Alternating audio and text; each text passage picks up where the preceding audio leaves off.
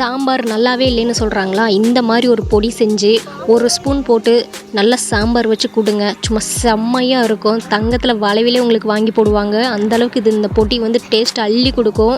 வாங்க வீடியோக்குள்ளே போய் இந்த பொடி செய்வது எப்படின்னு பார்க்கலாம்.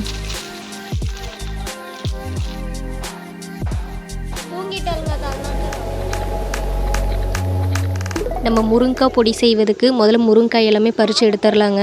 இங்கே பாருங்கள், 2 முருங்கைக்காய் நல்லா பாம்பு மாதிரி இணைஞ்சிருக்குது. அந்த நல்லா பார்க்குறக்கே பயமாக இருந்தது நம்ம பறிக்கிறப்ப. பாருங்கள், இந்த மாதிரி எல்லாமே மொத்தமாக பறித்து எடுத்துக்கலாம்.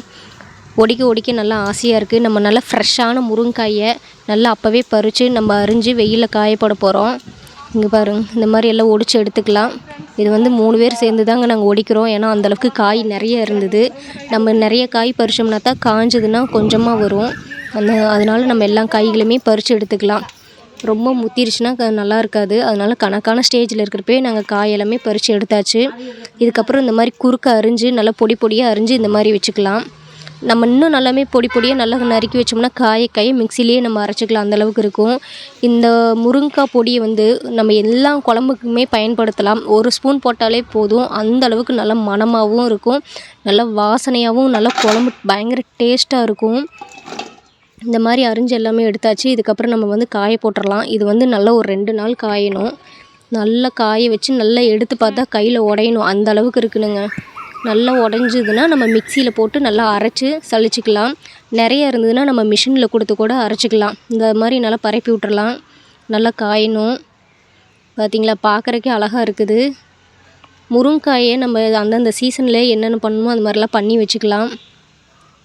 நம்ம 1 வருஷத்துக்கு ஆனாலும் இந்த பவுட்ரு வந்து கெட்டு போகாது. முருங்கைக்காய் சீசன் இல்லைனா கூட நம்ம இந்த பவுட்ரு போட்டால் கூட சாம்பார் ரெடிங்க. அந்தளவுக்கு வாசமாக இருக்கும். இந்த மாதிரி உடைச்சி பார்த்தா நல்லா உடையணும். நல்லா காஞ்சிருச்சு. இதுக்கப்புறம் நம்ம நல்லா மிக்ஸி ஜாரில் சேர்த்திக்கலாங்க. எல்லாத்தையும் நம்ம மிக்சியில் போட்டு நல்லா வைப்ரரில் விட்டு நல்லா அரைச்சோம்னா ஓரளவுக்கு நல்லா அரைப்பட்டுரும். அதுக்கப்புறம் நம்ம வந்து நல்லா ஸ்பீடாக வச்சு நல்லா நைஸாக அரைச்சி எடுத்துக்கலாம். இந்த மாதிரி நல்லா வைப்ரரில் விடுங்க. அரைச்சி எடுத்து நம்ம சல்லடையில் கொட்டிக்கலாம். இந்த ஸ்டேஜில் அரைச்சி நம்ம நல்லா முதல்ல சலித்து எடுத்துக்கலாம். அதுக்கப்புறம் நம்ம மிக்சியில் கொட்டி இன்னொரு நல்லா கூட நைஸாக அரைச்சி எடுத்துக்கலாம்.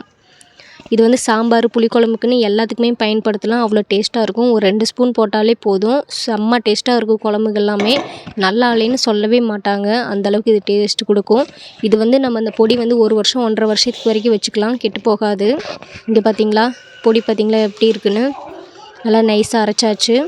இது வந்து நம்ம ஒரு கண்ணாடி பாட்டிலில் ஸ்டோரேஜ் பண்ணிக்கலாம். எனக்கு வந்து 1 கிலோ அளவுக்கு கிடச்சிருக்கு இந்த பாட்டில்ஸ் நிறையா. நீங்களும் கண்டிப்பாக இது மாதிரி மிஸ் பண்ணாமல் ட்ரை பண்ணி பாருங்கள். என்னோடய வீடியோ உங்களுக்கு பிடிச்சிருந்துச்சுன்னா சப்ஸ்கிரைப் பண்ணுங்கள், ஷேர் பண்ணுங்கள், லைக் பண்ணுங்கள். நன்றி, வணக்கம். என்னங்கத்தா தூங்கிட்டாளுங்கத்தா, அதனால தான் நான் வந்தேன்.